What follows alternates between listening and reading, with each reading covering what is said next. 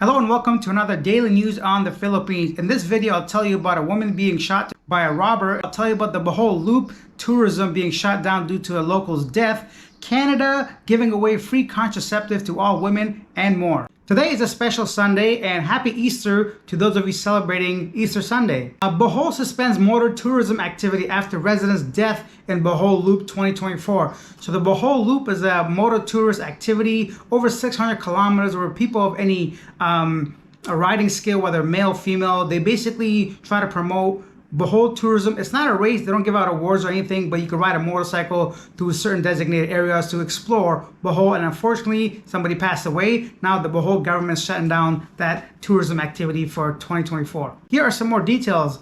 The provincial government of Bohol is suspending all future motor tourism activities following the death of resident after colliding with the participant of the recent Bohol Loop 2024 endurance ride. The Bohol Loop is a tourism activity where motorcycle enthusiasts are given a maximum of 2 days to finish the route. Some 2,000 riders participate in this year's event.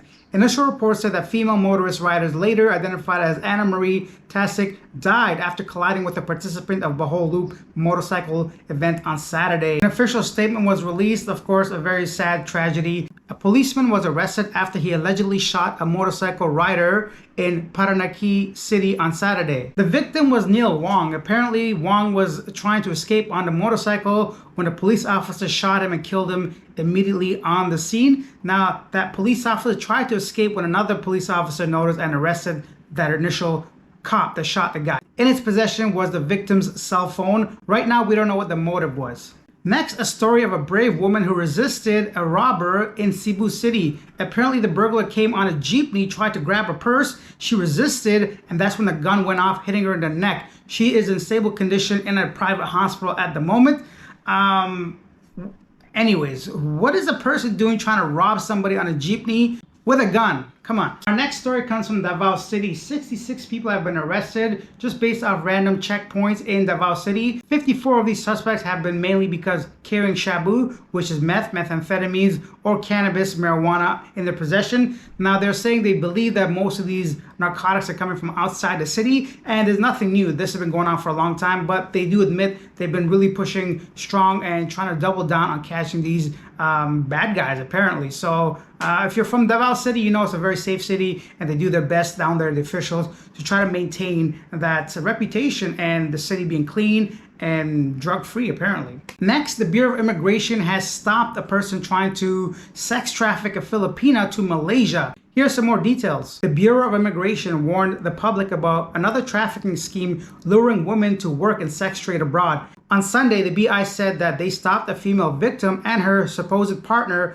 on March 22nd from departing for Kota in Sabah, Malaysia, via the Ninoy Aquino International Airport. They claimed to be live-in partners traveling for a vacation.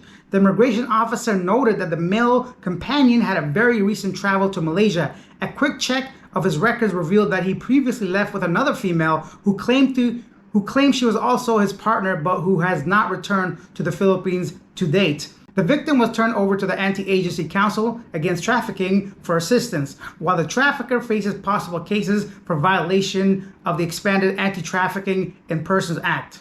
Here's one of those reasons why Bureau of Immigration in the Philippines is very strict when you try to take your girlfriend or partner out of the country for even a small or short vacation. That's why sometimes it's really, really agitating for those proper normal relationship people in love that just want to travel, compared to people like this that try to abuse Filipino women. I'm very proud of this immigration officer that was able to prevent another woman being a victim of this whole scheme. In some international news, women in Canada will be able to get their contraceptives for free.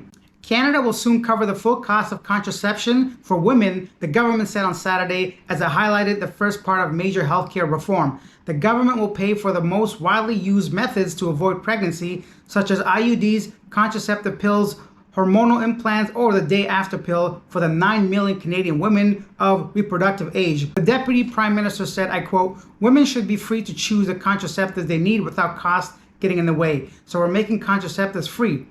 More drugs will be added to that plan. Apparently, diabetes medicine would also be free, which is excellent.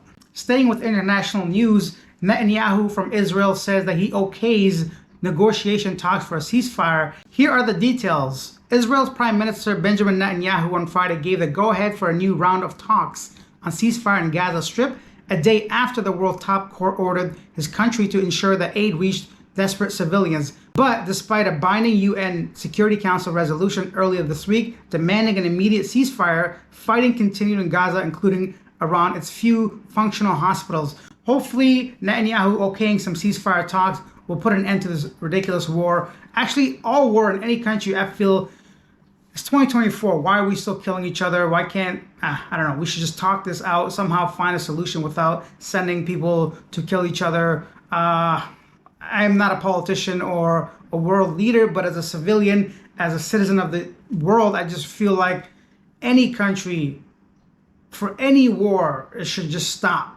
And that was some of the top stories from around the Philippines. I'm here on a Sunday, on an Easter Sunday, although I don't celebrate it, but giving you guys all the details. If you enjoyed it, hit that like button, hit the subscribe button. I might consider making these only 5 days a week, Monday to Friday, but I'm working hard trying to make this channel grow. So I'll see you guys tomorrow. Bye.